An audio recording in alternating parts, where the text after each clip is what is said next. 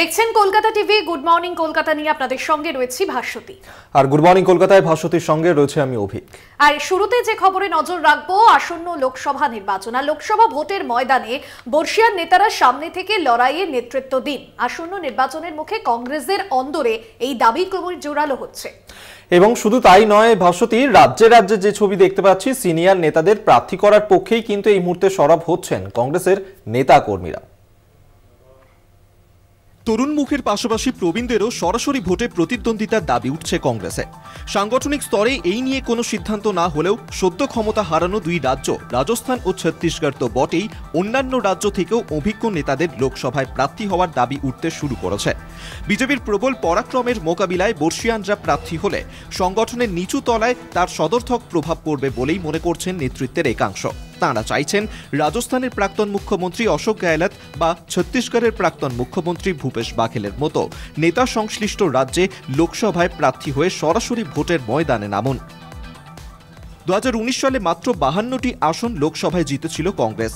এর মধ্যে উত্তর ভারতের পাঞ্জাব, হরিয়ানা, দিল্লি, রাজস্থান, মধ্যপ্রদেশ, ছত্তিশগড়, হিমাচল প্রদেশ, উত্তরাখণ্ড ও উত্তরপ্রদেশ এই 9টি রাজ্যের মোট 184টি আসনের মধ্যে মাত্র 12টি আসন জেতে কংগ্রেস। এই সব রাজ্যে কংগ্রেস নেতা কর্মীরা সরব হয়েছেন প্রবীণ নেতাদের লোকসভায় প্রার্থী করার পক্ষে।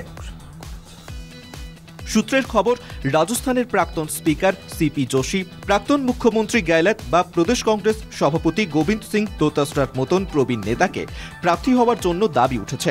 উল্লেখ্য, 2019 সালে যোধপুর লোকসভা আসনে অশোক গেহলট পুত্র বৈভব প্রতিদ্বন্দ্বিতা করে বিজেপির কাছে 2,27,000 ভোটে পরাজিত হন। রাজ্য কংগ্রেসের একাংশের দাবি, এবার ওই কঠিন আসনে বিজেপিকে চ্যালেঞ্জ জানাতে প্রাক্তন মুখ্যমন্ত্রীকেই প্রার্থী করা হোক। তবে অশোক গেহলট এই ব্যাপারে কতটা আগ্রহী তা নিয়ে সংশয় রয়েছে। একই কথা সিপি যোশী বা প্রদেশ সভাপতি দোতাসরার ক্ষেত্রেও সত্য। দলের নিচু তলায় দাবি উঠলেও তাদের তরফে কোনো সদর্থক প্রতিক্রিয়া মেলেনি। ছত্তিশগড়ের প্রাক্তন মুখ্যমন্ত্রী ভূপেশ বাঘেলকেও এবার রাজ্য কংগ্রেস নেতারা লোকসভায় প্রার্থী করতে উৎসাহী, কিন্তু বাঘেলের মতো প্রার্থী হয়ে একটি বিশেষ কেন্দ্রে আটকে থাকার চাইতে রাজ্য জুড়ে নির্বাচনী প্রচার সংগঠনে অংশ নেওয়াকে অগ্রাধিকার দেওয়া তাঁর কাছে জরুরি।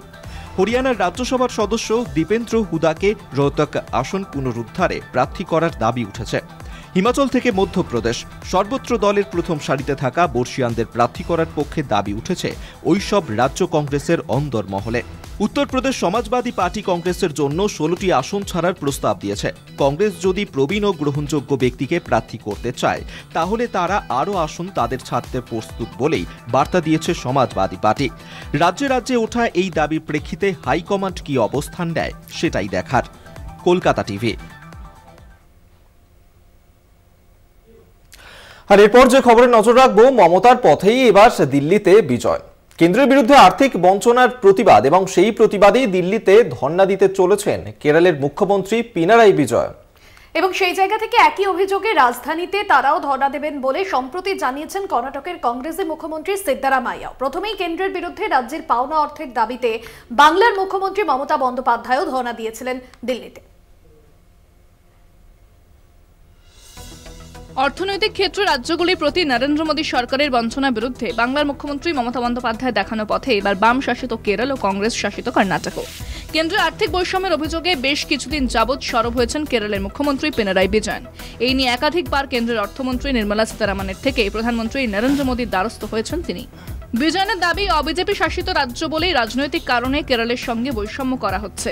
তার প্রতিবাদে আগামী বৃহস্পতিবার রাজধানীতে যন্তর মন্তরে সপার্ষদ ধর্ণা দেবেন মুখ্যমন্ত্রী বিজয়ন স্বয়ং।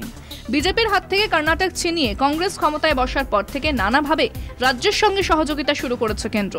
বিজয়নের মতো কর্ণাটকের মুখ্যমন্ত্রী সিদ্দারামাইয়াও তার রাজ্যের সঙ্গে আর্থিক বৈষম্যের অভিযোগও তুলেছেন। তিনিও জানিয়েছেন রাজ্য মন্ত্রিসভার সদস্যদের নিয়ে কেন্দ্রের বিরুদ্ধে তিনিও দিল্লিতে অবস্থান বিক্ষোভ করবেন। লোকসভা ভোট যত এগিয়ে আসছে, ততই কেন্দ্রের বিরুদ্ধে বিরোধী শাসিত রাজ্যগুলি আর্থিক বঞ্চনা ও বৈষম্যের বিরুদ্ধে সুর চড়াতে শুরু করেছে। পিনারাই বিজয়ন জানান, তামিলনাড়ুর মুখ্যমন্ত্রী তথা ডিএমকে সুপ্রিমো এমকে স্টালিন তাদের বিক্ষোভ কর্মসূচির প্রতি সংহতি জানিয়ে তাকে চিঠি দিয়েছেন। দিল্লির মুখ্যমন্ত্রী আপ নেতা অরবিন্দ কেজরিওয়াল এবং এনসিপি নেতা শরদ পাওয়ারকেও যন্তর মন্তরে বিক্ষোভ অবস্থানে যোগ দেওয়ার আমন্ত্রণ জানিয়েছেন বিজয়ন। ঘটনাচক্রে ইন্ডিয়ার শরিক দলের প্রতিনিধিরা কেন্দ্রের বিরুদ্ধে যুক্তরাষ্ট্রীয় আর্থিক শৃঙ্খলা ভঙ্গের বিভিন্ন অভিযোগে ঐক্যবদ্ধ হতে চলেছেন। আসন্ন লোকসভা ভোটের আবহে তার রাজনৈতিক সংঘাত অনস্বীকার্য। কলকাতা টিভি। কেন্দ্রের বঞ্চনা সত্ত্বেও 100 দিনের শ্রমিকের মজুরি সহ নানান প্রকল্পে উপভোক্তাদের পাওনা টাকা মিটিয়ে দেবে রাজ্য। বুধবার হাওড়ার সাঁতরাগাছিতে সরকারি পরিষেবা প্রদান অনুষ্ঠানে এমনই ঘোষণা করেছেন মুখ্যমন্ত্রী মমতা বন্দ্যোপাধ্যায়। এবং তার পাশাপাশি জেলায় একাধিক বড় বিনিয়োগ, তার সঙ্গে লক্ষাধিক মানুষের চাকরির সম্ভাবনাও তৈরি হয়েছে বলেই এদিনের সভা থেকে জানিয়েছেন মুখ্যমন্ত্রী মমতা বন্দ্যোপাধ্যায়। কেন্দ্রীয় প্রকল্পের বকেয়ার দাবিতে কলকাতায় ধর্ণা চালাচ্ছে তৃণমূল। 100 দিনের প্রকল্পের 21 লক্ষ শ্রমিকের মজুরি আগামী 21শে ফেব্রুয়ারি মিটিয়ে দেবে রাজ্য সরকার। রেড রোডের ধর্ণা মঞ্চ থেকে সে কথা নিজেই ঘোষণা করেছিলেন মুখ্যমন্ত্রী মমতা বন্দ্যোপাধ্যায় স্বয়ং। কিন্তু তাতে রাজ্যের ভাড়ারে বাড়তি চাপ পড়বে। বুধবার হাওড়ায় সরকারি অনুষ্ঠান মঞ্চে কিভাবে সেই চাপ সামাল দেবেন তাও তিনি ভেবে রেখেছেন বলে জানিয়েছেন। মমতার দাবি, বাংলা 100 দিনের কাজের প্রকল্পে 1 নম্বরে ছিল। কেন্দ্র প্রকল্পে টাকা দেওয়া বন্ধ করে দিয়েছে, কিন্তু বাংলা মাথা নত করে না। প্রাপ্য না পেলে মা বোনেরা যেভাবে সংসার চালায় সেভাবেই তাঁকেও রাজ্য চালাতে হবে বলে বলেন তিনি। আমাদের ধর্ণা আজও চলছে এবং আগামী 13 তারিখ পর্যন্ত চলবে এবং আমি চালিয়ে যাব। আর আপনাদের এটা বলবো, হয়তো আমার একটু সময় লাগবে, কিন্তু আপনাদের আমি মুখে হাসি ফোটাবই, এটা আমার কাজ। প্রসঙ্গত, 100 দিনের বকেয়া মেটাতে সারা রাজ্যের প্রায় 21 লক্ষ মানুষের মজুরি বাবদ 7,500 কোটি টাকার বাড়তি চাপ নিতে হবে রাজ্যকে। কেন্দ্র টাকা না দিলে পুরো চাপ পড়বে রাজ্যের উপরে। সেক্ষেত্রে রাজ্যকে ওই বাড়তি অর্থের সংস্থান রাখতে হচ্ছে বাজেটে। কলকাতা টিভি। গুড মর্নিং কলকাতায় সময় এখন একটা বিরতি। অন্যান্য খবর নিয়ে ফিরছে বিরতির পর, সঙ্গে থাকুন। গুড মর্নিং কলকাতা নিয়ে ফিরে এলাম বিরতির পর। এবার যে খবরে নজর রাখবো, ইন্ডিয়া জোটের অন্যতম শরিক মমতার বক্তব্যকেই রাজ্যসভায় জবাবি ভাষণে হাতিয়ার করলেন প্রধানমন্ত্রী নরেন্দ্র মোদী। 40 আসনও পাবে কিনা সন্দেহ বলে মমতার সুরে কংগ্রেসকে খোঁচা মোদী।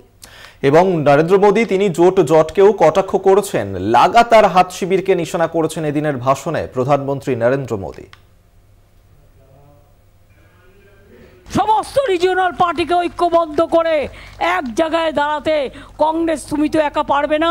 তুমি 40টা সিট পাবে কিনা আমরা জানি না। সারা ভারত 300টা সিট লড়ে, আজ তোমাদের এত অহংকার। বাংলায় জোটে নাজেহাল কংগ্রেস। ইন্ডিয়ার শরিক তৃণমূলের একলা লড়াইয়ের বার্তায় অস্বস্তিতে হাত শিবির। এরই মধ্যে মমতা বন্দ্যোপাধ্যায়ের বক্তব্যকে হাতিয়ার করে কংগ্রেসকে বিঁধলেন প্রধানমন্ত্রী নরেন্দ্র মোদী। বুধবার রাজ্যসভায় জবাবি ভাষণের শুরু থেকেই প্রধানমন্ত্রীর নিশানায় কংগ্রেস। বলেন, ভোটের আগেই ইন্ডিয়া জোটে চ্যালেঞ্জের মুখে কংগ্রেস, আর সেই চ্যালেঞ্জ এসেছে বাংলা থেকে। पश्चिम बंगाल से आपको जो चैलेंज आई है,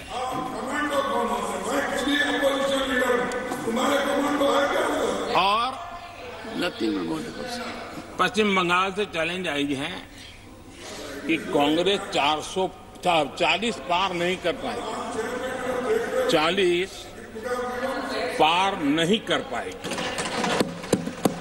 मैं प्रार्थना करता हूं कि आप 40 बचा पाए। প্রধানমন্ত্রীর এই বক্তব্যকে কিভাবে দেখছে এই রাজ্যের কংগ্রেস? একটা কথা উনি যেটা বলেছেন তৃণমূলের রেফারেন্স টেনে, আসলে তৃণমূল আর ওনার কথার মধ্যে কোনো তফাৎ হয় না, কারণ রাজনৈতিকভাবে তাদের পড়াশোনাটা তো একই আরএসএস এর স্কুলে। তারা দুজনেই চায় কংগ্রেস মুক্ত ভারত, আর উনি তার বাংলার মুখ্যমন্ত্রী চায় কংগ্রেস মুক্ত বাংলা। বলে একই ভাষায় কথা বলবে, একই সুরে কথা বলবে, একই রকম কথা বলবে, এই তো সব। তাতে আমাদের কিছু এসে যায় না। ভারতবর্ষের মানুষ তার দৈনন্দিন জীবন জীবিকার উপরে, তাদের অভিজ্ঞতার উপরে ভোট দেবে। জোটের এই টানাপোড়েনে রাজনৈতিক ফায়দা লুটতে চাইছে বিজেপি। নরেন্দ্র মোদীর নাম শুনলে, তার কাজ শুনলে কংগ্রেসের মাথা খারাপ হয়ে যায়। কংগ্রেস যে কাজগুলো করতে পারেনি সেই কাজগুলো নরেন্দ্র মোদীজি করছেন। ইন্ডিয়া জোটে শেষ পর্যন্ত কে থাকবে তা নিয়ে সংশয় রাজনৈতিক মহলের। উত্তরপ্রদেশ, বাংলা, দিল্লি, পাঞ্জাবে কিভাবে হবে আসন রফা? জোট শরিকদের মধ্যে এই মত পার্থক্যের মধ্যেই কংগ্রেসকে অল আউট অ্যাটাক মোদীর। কলকাতা টিভি। গুড মর্নিং কলকাতায় সময় এখন একটা বিরতি। অন্যান্য খবর নিয়ে ফিরছে আবারও বিরতির পর, সঙ্গে থাকুন। গুড মর্নিং কলকাতা নিয়ে ফিরে এলাম বিরতির পর। আর এবার যে খবরে নজর রাখবো, লোকসভার আগে বাড়ল রাজনীতির পারদ। রাজ্যসভায় জবাবি ভাষণে কংগ্রেসকে তীব্র আক্রমণ মোদীর। আর কংগ্রেসের আমলে তলানিতে যায় অর্থনীতি। দলিত অনগ্রসর জাতির উন্নতিতেও কাজ করেনি কংগ্রেস। মোদির ভাষণে তুঙ্গে তরজা।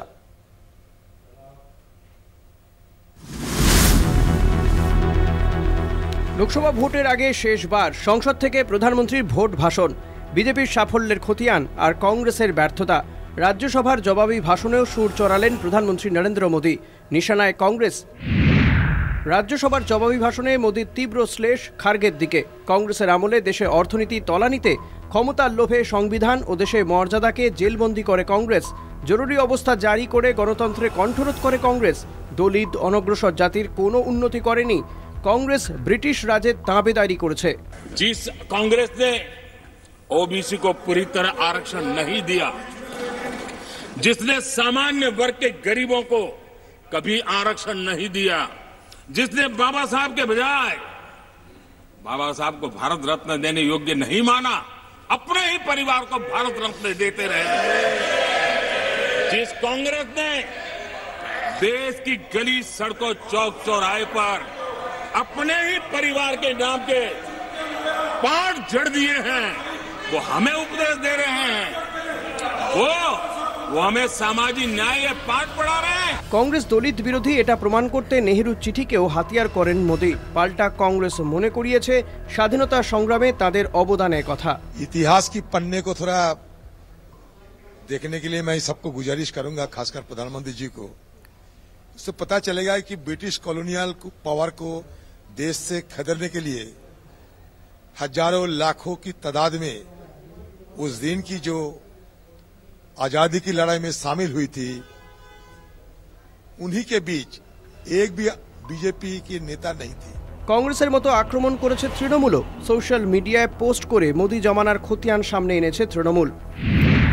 5 বছরে তফসিলি জাতি, উপজাতি ও অনগ্রসর শ্রেণীর 13,626 ছাত্রছাত্রী কেন্দ্রীয় বিশ্ববিদ্যালয় থেকে পড়াশোনা ছেড়েছে।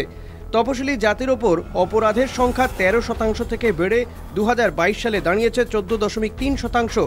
দলিতদের ওপর অত্যাচারের ঘটনা গত 4 বছরে 25% বৃদ্ধি পেয়েছে। যে বিজেপি ভারতবর্ষের স্বাধীনতা সংগ্রামের সময় স্বাধীনতার বিরোধিতা করেছে, যারা সাভারকারকে পুজো করে, যে সাভারকার ব্রিটিশদের কাছে মুচলেখা দিয়ে আত্মসমর্পণ করেছিল, যে বিজেপির সংগঠন স্বাধীনতা সংগ্রামের বিরোধিতা করেছিল, তাদের মুখে দেশপ্রেমের কথা শুনলে ঘোরাতেও হাসে। বেহাল অর্থনীতি থেকে দলিতদের বঞ্চনা, রাজীব মনমোহনকে ঢাল করে কংগ্রেসকে আক্রমণ শানান মোদি। বিরোধীরা বলছে মোদির ভাষণ অন্তঃসারশূন্য, ফাঁকা বুলি। Kolkata TV. Good morning Kolkata এখনকার মতো এই পর্যন্তই। অন্যান্য খবরের জন্য দেখতে থাকুন কলকাতা টিভি। রাত দিন 7 দিন।